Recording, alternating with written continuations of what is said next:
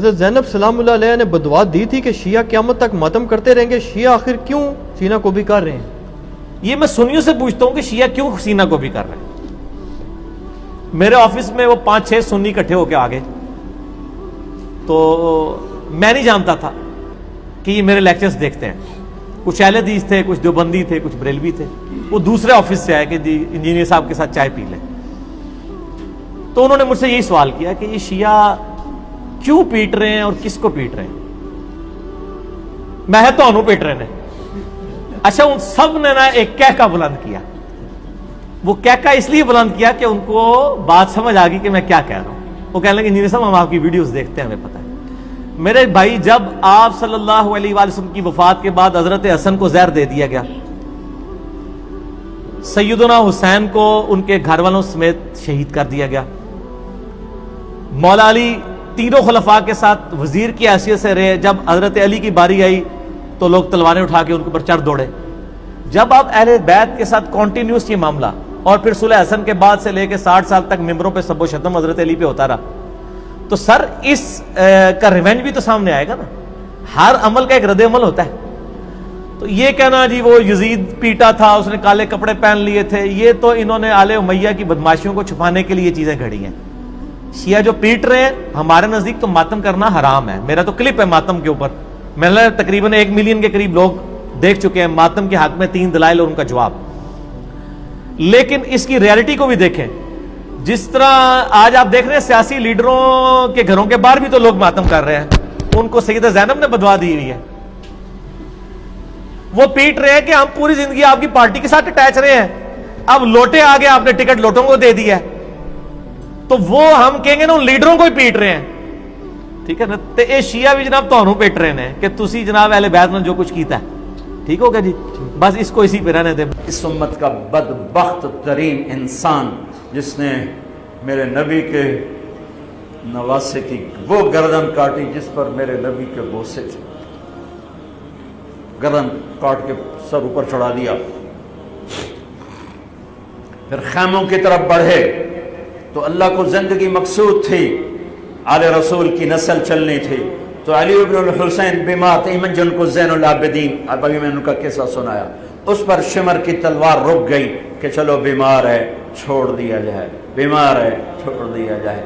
تو خواتین، بچے، حضرت علی کی بیٹیاں فاطمہ بنت علی، زینب بنت علی، حضرت حسین کی بیٹی سکینہ بنت حسین، اور آپ کی بیگم رباب، آپ کو بیویوں میں سب سے محبوب بیوی تھی رباب. آپ فرمایا کرتے تھے جب رباب میکے چلی جاتی ہے تو میری تو نیند ہی اڑ جاتی ہے، اتنا ان سے پیار تھا. وہ بھی ساتھ تھی. ان سب کو ان کے کانوں کی بالیاں کھینچ کے اتار دی. پھر ابن سعد نے کہا 10 گھوڑ سوار آؤ. حسین کے جسم پہ گھوڑے دوڑا دی، ادھر سے ادھر سے ادھر سے. جب قافلے کو گھسیٹ کے باہر لائے لے جانے لگے تو حضرت زینب نے دیکھا 72 سر نیزوں پہ چڑھے ہوئے تھے. سب سے معصوم سر عبداللہ بن حسین، وہ بھی نیزے پہ چڑھا ہوا تھا.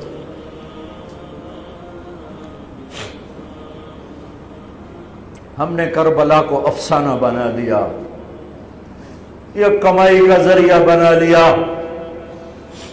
یہ ایک پیغام ہے طبقات امت کے لیے، مت ضمیر بیچو، مت ضمیر بیچو.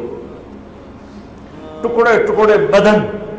تو حضرت زینب کی زبان سے چند الفاظ نکلے جنہوں نے، آپ حیران ہوں گے، کوفی لشکر والے رونے لگے جو ابھی قتل کر رہے تھے، ان کی آنکھوں میں آنسو آ گئے. قوا محمدا وا محمدا.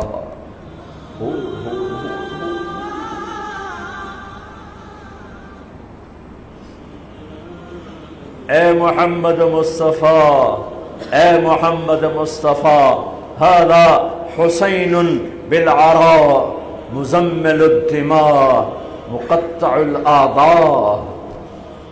وا محمدا وا محمدا، اے محمد مصطفیٰ، اے محمد مصطفیٰ، بناتک السبایا ذریتک مقتلہ تصفی علیہا الریاح. آج حسین کی بارات ہے محمد مصطفیٰ، آج تیرے نواسے کی بارات ہے، آج اس نے اپنی بوٹیوں کا ہار گلے میں ڈالا ہے، اپنے خون کے قطروں سے بنا ہوا لباس پہنا ہے، آج وہ سرخ جوڑے میں بڑا حسین نظر آ رہا، آج وہ سرخ جوڑے میں بہت پیارا لگ رہا، اس کا جسم بکھرا ہوا ہے، اس کی بوٹیاں بکھر گئیں، اس کے بدن کے ٹکڑے ٹکڑے ہو گئے، آج اس کا لاشا پڑا ہے۔ یا ہے محمد مصطفیٰ، آج آپ کی بیٹیاں قید میں ہیں، آپ کی اولاد ذبح ہو چکی ہے، ان پر کفن ڈالنے کی اجازت نہیں دی تھی ان بدبختوں نے، تو تصفی علیہ الریاح، کوفے والوں نے کفن بھی نہیں دینے دیا، تو ہم ہوا نے مٹی اڑا کر آپ کی اولاد کو مٹی کا کفن پہنا دیا ہے۔ ہاں، یہ کٹا ہوا سر پھر صرف حسین کا ابن زیاد کے سامنے پیش کیا گیا، تو اس نے منہ پہ چھڑی ماری، پھر چھڑی ماری، پھر کہنے لگا میں نے ایسا حسن نہیں دیکھا کہ مر کے بھی چہرہ مسکراتا چمکتا ہو۔ تو حضرت انس نے کھڑے ہو کر کہا او ظالم، یہ چھڑی یہاں سے ہٹا، نہ کر، میں نے ان ہونٹوں پہ اللہ کے نبی کے ہونٹوں کو لگتے دیکھا ہوا ہے، نہ کر۔ کہنے لگا تو بوڑھا نہ ہوتا تو میں تیری گردن اڑا دیتا، تیری عقل خراب ہو گئی ہے، تو میں میری نہیں تیری عقل بگڑی ہے، آنے والے دن تو دیکھے گا تیرے ساتھ کیا ہوگا۔ پھر یہی سر یزید کے سامنے رکھا گیا، اس نے منہ پہ چھڑی ماری، تو زید ابن ارقم کھڑے ہو گئے، کہنے گے نہ کر، میں نے ان ہونٹوں پہ نبی کے ہونٹوں کو لگتے دیکھا ہوا۔ میرے بھائیو، نماز کا وقت قریب ہو گیا، بلکہ میں نے زیادہ وقت لے لیا ہے، میں کسی کی تفصیل تو زندگی بھر کبھی نہیں سنا سکا، اشارے کر دیتا ہوں، پڑھو اس کو، پڑھو، خود پڑھو، پیغام لو، پیغام لو۔ کل جو شب عاشور کی رات تھی وہ شہیدوں کی رات تھی، آج کی رات غریبوں کی رات ہے۔ کل بہن کے پاس بھائی موجود تھا، بیٹی کے پاس بابا موجود تھا، آج کی رات یتیموں کی رات ہے۔ آپ تصور فرمائیے گا، اگر ایک جنازہ کسی گھر میں ہو جاتا ہے اور غسل و کفن اور تدفین کے مراحل سے گزر کر جب ورثہ پہنچتے ہیں واپس، تو کم سے کم 25-30 ورثہ ہوتے ہیں، 50-60 مل کر ایک جنازہ دفناتے ہیں، اور آ کے شام میں رات میں خستہ ہو چکے ہوتے ہیں۔ اس حسین نے ایک دن میں 72 اٹھائے لاشیں، اور 2 لاشیں ایسے تھے کہ جو اٹھائے نہیں جا سکے۔ ایک فرات کے قریب عباس کا لاشا، کیونکہ مولا سے کہہ دیا کہ مولا میں سکینہ سے پانی کا کہہ کر آیا تھا، اب میرا لاشا یہیں چھوڑ دیجیے گا، اب خیمے میں بغیر پانی کے جانا نہیں چاہتا۔ اور دوسرا خود حسین کا لاشا، عباس کا لاشا اس لیے کہ وصیت کر دی، حسین کا لاشا اس لیے کہ کوئی لانے والا ہی نہیں بچا تھا، تو پھر کون لے کر آتا حسین کا لاشا؟ لہذا حسین شہیدوں کے لاشیں خیموں میں لے آئے، حسین کے لاشے کے لیے سکینہ خود گئی مقتل میں، اور وہ ہے شام غریبہ۔ زینب سلام اللہ علیہ بھی گئی، انت اخل حسین، کیا تو ہی حسین ہے؟ اور سکینہ نے جا کے جو فریاد کی کہ من الذی قطع وریدک، خدا کسی بیٹی پر یہ وقت نہ دکھائے کہ اسے باپ کو یہ کہنا پڑے کہ بابا آپ کی شہرک کو کس نے کاٹا ہے۔ خدا کسی بیٹی کو یہ وقت نہ دکھائے کہ اسے باپ کو یہ کہنا پڑے کہ بابا آپ کے ہاتھوں کو، آپ کے پیروں کو، گویا آپ کے لاشے کو کس نے پامال کر کے ٹکڑے ٹکڑے کر دیے۔ یہ سب شام غریبہ کی وہ ایک ایک منزل ہے کہ یعنی ایک ایک منزل سے کلیجہ پھٹ جاتا ہے۔ اور میں اس میں صرف یہ کہنا چاہتا ہوں کہ جب وہ سکینہ امام حسین سے کلام کر رہی تھی تو معجزاتی طور پر حسین کے سر نے نو کے نیزہ پر کلام کیا تھا نا، تو یہاں پر بھی معجزے سے کلام کیا تھا اپنی بیٹی سے تسلی دینے کے لیے۔ اور کیا کلام تھا؟ وہ کلام بڑا دردناک ہے۔ کہا تھا بیٹی جب کوفہ اور شام جانا نا اور میرا کوئی محب مل جائے تو اس سے کہنا کہ جب بھی کبھی ٹھنڈا پانی مل جائے تو پانی پیتے ہوئے یاد کرنا کہ میں پیاسا مارا گیا تھا، حسین پیاسے مارے گئے. اور اس کے بعد ایک شہادت کو یاد کیا، فرمایا لیتکم فی یوم عاشورا جمیعا تنظرونی کیف استسقی لطفل فابوا ان یرحمونی. اور میرے محبوں سے کہنا کہ اے کاش تم کربلا میں ہوتے تو تم دیکھتے کہ تمہارا مولا کیسے 6 مہینے کے بچے کے لیے پانی مانگ رہا تھا اور کوئی پانی پلانے والا نہیں تھا اور ہرملا کا تیر چلا اور بچہ حسین کے ہاتھوں میں منقلب ہو گیا. یہ سب شام غریبہ ہوتا رہا.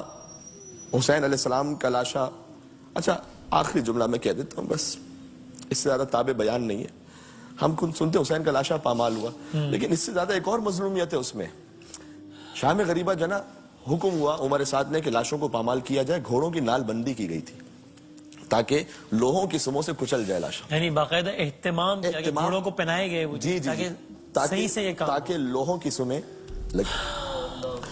جب لاشیں پامال ہونے والے تھے تو حبیب ابن مظاہر جو امام حسین علیہ السلام کے دوست تھے ان کے لشکر میں، لیکن ایسا تقریباً کربلا کے ہر شہید کے ساتھ معاملہ تھا کہ اس کے قبیلے کے خاندان کے کچھ لوگ اس طرف بھی تھے.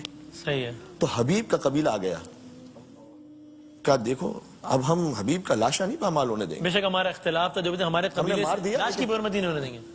اچھا لے گئے. عمر سعد نے کہا لے جاؤ حبیب کا لاشا لے جاؤ. ہر وہ تو تھے ہی یزید کے لشکر میں، پھر بعد میں امام حسین علیہ السلام کے لشکر میں، تو ان کے طرفدار بھی آ گئے. ہر کے طرفدار بھی آ گئے. ہم ہر کا لاشا نہیں پامال ہونے دیں گے، لے جاؤ. پامال نہیں ہوا. ایک ایک شہید کا وارث آتا گیا اور اپنے اپنے شہیدوں کے لاشوں کو لے جاتا گیا. ایک بہن در خیمہ سے دیکھ رہی تھی کہ کوئی میرے بھائی کا بھی تو وارث آئے گا نا، کوئی تو آئے گا جو آگے کہے گا کہ یہ ایک سید کا لاشا ہے، یہ ایک مظلوم کا لاشا ہے، یہ رسول کے نواسے کا لاشا ہے، یہ جگر گوشہ بطول کا لاشا. کوئی تو ہوگا 30,000 کے لشکر میں جو یہ کہے گا کہ تم نے حسین کو 3 دن کا بھوکا پیاسا مار دیا، لیکن اب میں یہ نہیں برداشت کر سکتا کہ تم گھوڑوں کی ٹاپوں کو حسین کے سینے سے کچل کر پامال کر دو لاشا. میں یہ نہیں کر سکتا. ایک لاشا رہ گیا جس کا اٹھانے والا کوئی نہیں تھا، یہ غربت حسین ابن علی. اور دائیں طرف کے گھوڑے بائیں طرف دوڑ گئے، بائیں طرف کے گھوڑے دائیں طرف. شبیر تھا پامالی کی ضد پر. تو گھوڑوں کی ٹاپوں تلے حسین کا لاشا پامال ہوتا رہا. اب میں تو چشم تصور سے یہ سوچ ہی سکتا ہوں کہ شہزادی نے تو یقیناً مدینے کا رخ کر کے کہا ہوگا نا السلام علیکم یا رسول اللہ. نانا آپ کے سینے پر حسین، اپنے سینے پر آپ حسین کو سلاتے تھے اور آج آپ کا حسین ہے اور گھوڑوں کی ٹاپوں تلے پامال ہو رہا ہے. اللہ سبحانہ و تعالیٰ سے بس یہ دعا ہے کہ اس ذکر امام حسین کے صدقے میں، ان آنسوؤں کے صدقے میں قلب رسول اللہ صلی اللہ علیہ وآلہ وسلم کو ہم سے راضی و خوشنود فرمائے اور ہمیں سیرت و سنت امام حسین علیہ السلام پر عمل کرنے کی توفیق عنایت فرمائے. قلب حسین علیہ السلام کو ہم سے راضی و خوشنود فرمائے. اور اے پروردگار تو کوئی غم عطا نہ فرما سوائے غم امام حسین علیہ السلام کے. اور انسانیت کو آج اتنی ضرورت ہے امام حسین السلام کے پیغام کی، اتنی کبھی بھی نہیں تھی. انشاءاللہ پیغام امام حسین علیہ السلام عام ہو، حق کا پیغام. ایک یہ بھی جملہ کہنا چاہوں گا کہ ایک بچی بھی تھی جس کے دامن میں آگ لگی ہوئی تھی. اب شام غریبہ کی کتنی داستانیں پیش کرے انسان. ایک داستان اٹھاتے ہیں، دوسری داستان پہ جاتے ہیں، کہتے ہیں اس سے بڑا ظلم کیا ہوگا. اس کو ختم کرتے ہیں، دوسری طرف جاتے ہیں، کہتے ہیں اس سے بڑا ظلم کیا ہوگا. وسیم بھائی، ناظرین ہیں، کروڑوں ناظرین دیکھ رہے ہوں گے. اللہ نے آپ کو بیٹیاں عطا کی ہوں گی، انشاءاللہ سب کی بیٹیوں کو حسین کی بیٹی کے صدقے میں سلامت رکھے. 4 سال کی بچی اگر کہیں سڑک پہ مجھے باہر نظر آ جائے نا، کسی کی بھی ہو، اور وہ رو رہی ہو اکیلی، تو میں جا کے اسے پوچھوں گا ضرور، بیٹا کیا ہوا، بیٹا کیا ہو گیا، بیٹا کیا ہو گیا. میں اس کو جا کے تماچا نہیں ماروں گا. اگر اللہ نہ کرے اس بچی کے دامن میں آگ لگی ہو نا، تو میں اپنا سب کچھ چھوڑ دوں گا، چاہے وہ بچی ایسی ہے کہ مجھے نہیں پتا کس کی بچی ہو. تو ایک بچی تھی جس کے دامن میں آگ لگی تھی اور پانی نہیں تھا. پانی نہیں تھا تو آگ کیسے بجھتی. تو حمید ابن مسلم نے آ کر کہا کہ میں آگ بجھاتا ہوں، ہاتھ پکڑ کر اہتمام کر کے. تو فوراً پیچھے ہٹ گئی بچی. کہا میں آل محمد سے تعلق رکھتی ہوں، کوئی نامحرم میرے جسم کو ہاتھ نہیں لگا سکتا. اللہ رے شریعت کا خیال، شریعت کا خیال ان تمام مصائب میں. تو تو اس نے کہا نہیں بی بی میں فقط دامن پکڑ کے آگ بجھا دوں گا. جب اس نے آگ بجھا دی تو بی بی نے ایک بات کہی, کہا کہ تو پہلا شخص ہے جو کچھ تھوڑا رحم دل لگ رہا ہے, اب تک تو جو بھی آیا سکینہ کو تماچے مارنے والا آیا تھا, تو مہربانی کر دے کہ کوفہ کا راستہ مجھے بتا دے. تو نے کہا کوفہ جا کے کیا کرو گی؟ کہ کوفہ میں میرے دادا علی مرتضیٰ مشکل کشا رہتے ہیں, تو میں ان سے کہوں گی کہ دادا آپ نے جب آپ کوفہ میں تھے تو آپ یتیموں کو پالتے تھے, جب علی کی شہادت ہوئی تھی تو کوفہ کے چھوٹے چھوٹے یتیم بچے آ گئے تھے, کیونکہ طبیب نے کہا تھا کہ مولا علی کو کہ دودھ پلایا جائے, تو وہ کہہ رہے تھے کہ اے مولا حسن آپ ہمارے حصے کا دودھ دے دیں علی کو. جس علی نے کوفہ میں یتیموں کو باپ بن کر پالا تھا, اس علی کی پوتی کربلا کے بیابان میں در بدر تھی. وَسَيَعْلَمُ الَّذِينَ ظَلَمُوا أَيَّ مُنْقَلَبٍ يَنقَلِبُونَ.